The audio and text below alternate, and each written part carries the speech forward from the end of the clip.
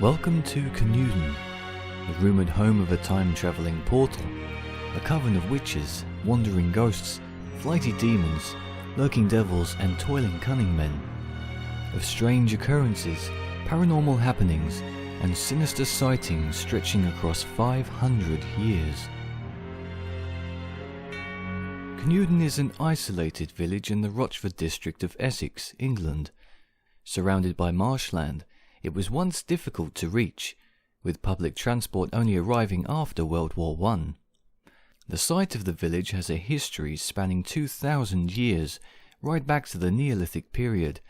Sitting atop one of Essex's highest hills, the civil parish overlooks the River Crouch, a 28-mile stretch of water that springs from the wilderness woods of Billericay and eventually feeds into the North Sea. Canewdon's name is derived from the Hill of Canna's people, though the most prominently recorded landholder of the area was Svein of Essex. Canewdon was first recognised in the Domesday Book as Caranduna. Represented on the village sign we can see a witch on a broomstick, a Viking wearing a questionably ornate or perhaps ceremonial helmet, and the 14th century church of St. Nicholas. You'll also see a radar tower. In 1644, Essex was the first stop in the worst witch hunt ever started in England.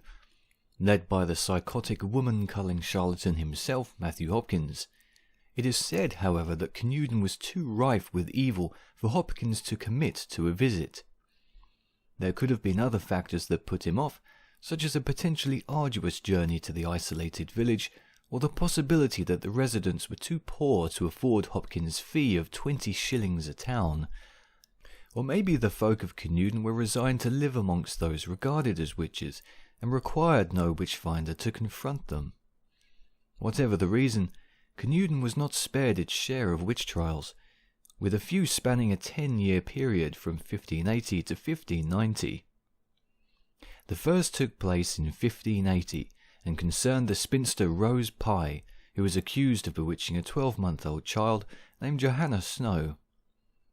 Described in court as notoriously living as a witch, Pye opposed the accusation, pleading not guilty, and was acquitted, but a few months afterwards died in jail. It is not known for certain why she was not released. The second case concerned Cicely Machin, who in 1585 was charged with witchcraft and given 5 years to find 5 witnesses that could attest to her innocence. Found guilty, she was forced to suffer a public penance in church, where she confessed her sins and promised to live a life of religious piety. Machin eventually refused to mend her ways, however, and was excommunicated after the 5-year period elapsed. While staying in Canewdon to recuperate from an illness in 1959, budding folklorist Eric Maple learned of local legends from the village's inhabitants. During the winter of 1959 to 1960, Maple investigated the tradition of witchcraft in Canewdon. He stated that, until a generation or two ago, this village bore a most sinister reputation. Said to be the home of 6 witches, the village was allegedly shunned by people of the surrounding district. Wagoners avoided the place for fear their wheels would be bewitched. In a more modern spin, historian Claire Smythe found that witches were known for puncturing the tyres of hapless cyclists passing through the village. Maple's further investigation revealed a variety of superstitions surrounding witches and the village's high-seated church of St. Nicholas. One legend stated that should the 15th century tower of the church, erected to celebrate the victory at Agincourt, collapse, the last witch would die. As long as the tower stood, however, the village was ever to be home to 6 witches. From 1850 there were allegedly 6 to 9 witches living in the village, with the power to shapeshift into mice and white rabbits. Villagers didn't hunt rabbits as a result, but for one man, who was said to have tried to catch one in vain. After, he fell ill, and folks surmised that the rabbit had in fact been a witch. Other powers these witches allegedly possessed were the famous evil eye, said to paralyze victims, and the ability to bewitch wheels off wagons and pony traps. They could even provoke plagues of lice upon their enemies.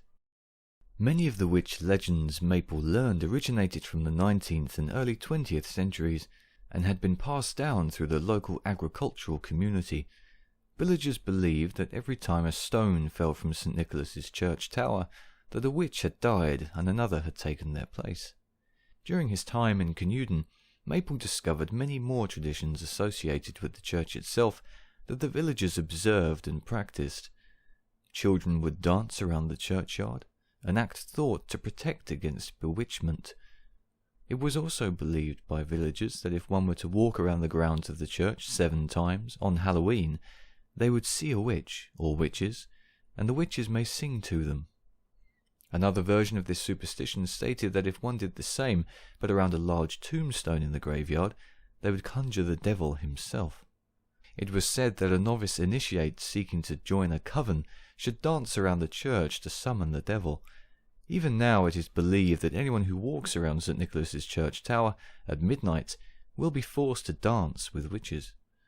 If you run backwards around the church 3 times, a ghost will appear at the top of the tower. If you run anti-clockwise 3 times around the church, a portal will open and you'll travel back in time. If you walk around the church 13 times, you'll become invisible. If you run around the church anti-clockwise on Halloween, the devil will appear. You can probably understand why on Halloween the police cordon off the church grounds to deter those in search of a paranormal encounter from crowding the area and potentially causing damage and chaos. In more recent times, Canuden has been home to many alleged paranormal encounters. In the 1980s, a motorcyclist was reportedly chased by a small demon who kept up with him as he rode down the road. A lady in grey with a white bonnet has been seen on moonless nights, drifting from the west gate of the church towards the river. A headless ghost bent on some furious mission is said to appear in the grounds of the church and snatch up unlucky victims, tossing them into a nearby ditch. A great deal of the apparitions said to roam the village are thought to be those of doomed witches, unworthy of eternal rest due to their crimes committed in life. It is interesting to note that the Canuden witches were not all of the same social class. This isn't something we often think about when discussing thaumaturgy. In popular culture, witches are seen as outcasts, socially, spiritually and morally. They often live in seclusion, deep in the forest, or on the outskirts of settlements, or perhaps dwell in the courts of kings like the wizards of old legends.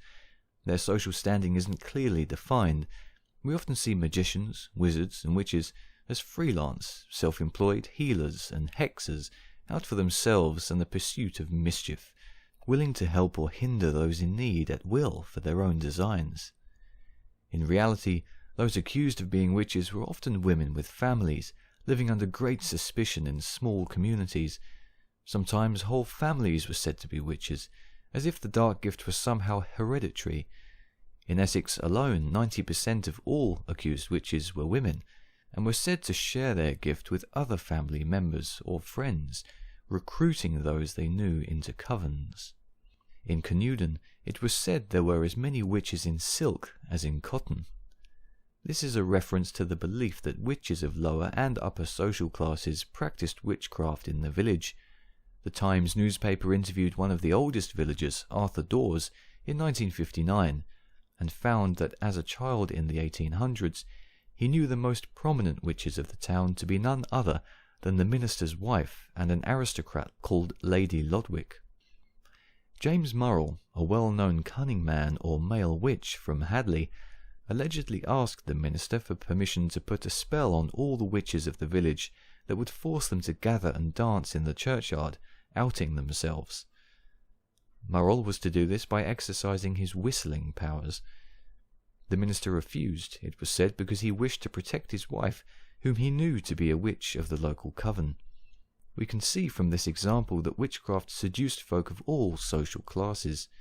The story of Murrell's turn from a shoemaker to a cunning man is a fascinating one I'd like to return to one day.